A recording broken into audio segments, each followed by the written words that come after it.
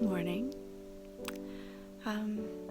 Did you ever hit those days where sort of out of nowhere you find yourself in a kind of despair? I'm having one of those mornings. I have no idea really where it came from or what's going on. But I do know that I went on a bit of I ate some things last night.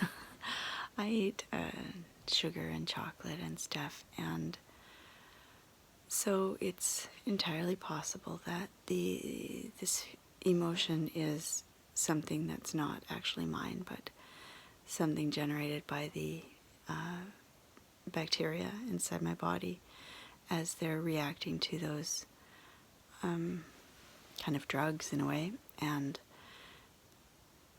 starting to push for more. This is how they do that. They, tug our emotions and like little puppet strings to make us do what they want us to do, and give them more of what's good for them. So, I am going to look as well for what's going on in my emotions, or stuff that might be a little less than conscious that might be coming up for me, or that I might have been triggered in the past day or two, to see if there's more than just the biological cause.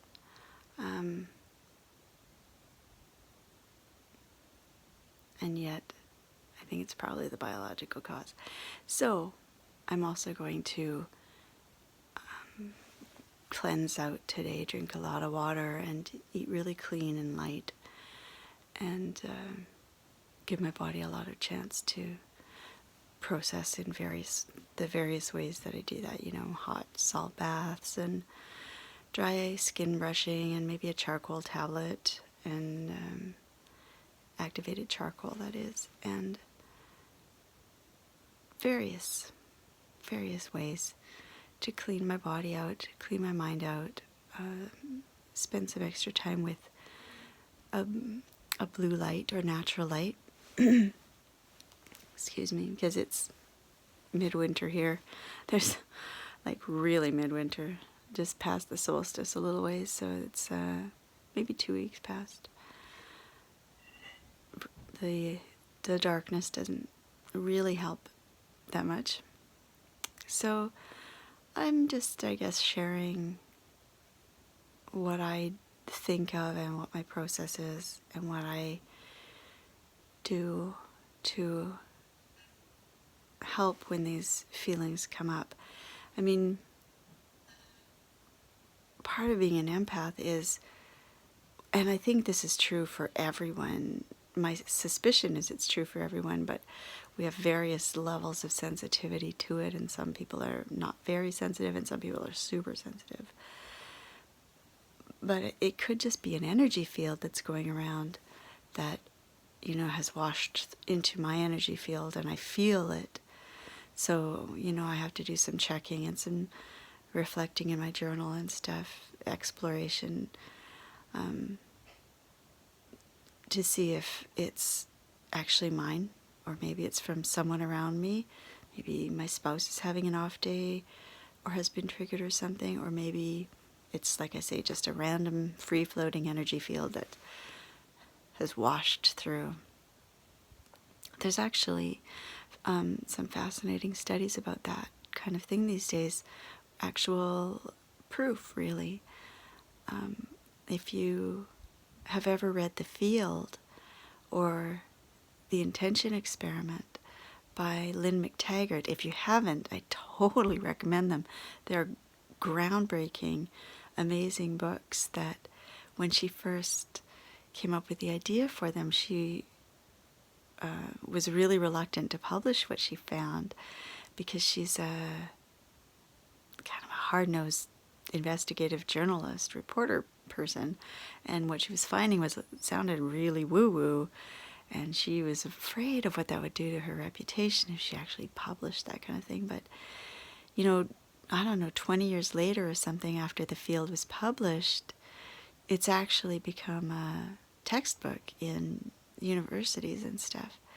So, at any rate, in one of those books, I can't remember which one, she talks about the studies that have been going on around major world events and how that impacts on a measurable level these computers, these sensors that they're using to I can't even remember at the moment what they're recording, but it actually shows up, like when Princess Di passed away, I think was one of them, and 9/11 in the States for sure was huge, and even big sports matches seem to affect the energy field that goes all around the world. So it's, we're not just making this stuff up. It's now got some real validation behind it, which is validating. It's nice to know because, we've been, a lot of us have been saying this sort of thing for years, or, for that matter, gurus and saints and stuff have been saying this for millennia. But now we're actually getting scientific, objective verification. And that's what I love about Lynn McTaggart's books, among others. Greg Braden is another one that's great for this. Is that they quantify these.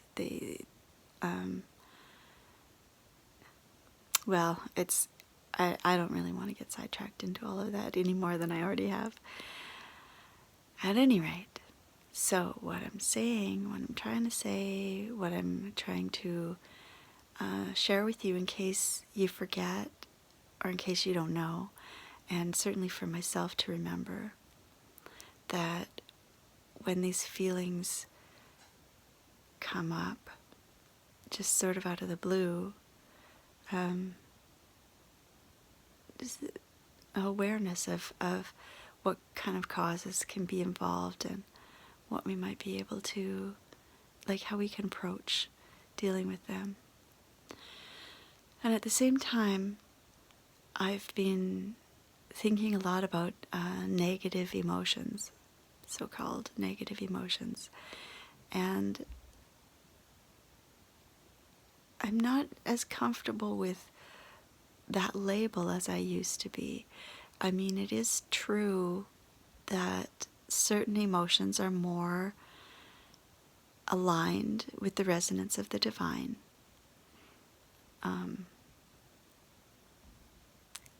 And certain emotions are sort of leading us the wrong way if we're aiming for the divine, which I assume we are. I at least for myself, I know I certainly am. And when I have these other emotions like anger and sadness and fear, for instance, shame, guilt, resistance in various forms, they're distracting me from that direction. They're leading me back to, I think this is kind of jerky today. Let me see if I can, there. They're leading me back to ego consciousness, drama, forgetting the divine. So in that way they are less beneficial. We can call them negative. It's not I don't think it's an inaccurate word. But at the same time I'm recognizing more and more that all emotions are energy, just energy and information. They tell us what's going on for us in the moment, and they tell us where we're focused, and they tell us what we've forgotten. If we're in fear, then we've forgotten that we are divine and cannot be harmed. If we are in guilt or shame, we've forgotten that, I mean, I'm not talking remorse, that's different, but if we're in guilt or shame, which are very, very low destructive energies, we've forgotten, again, that we're divine.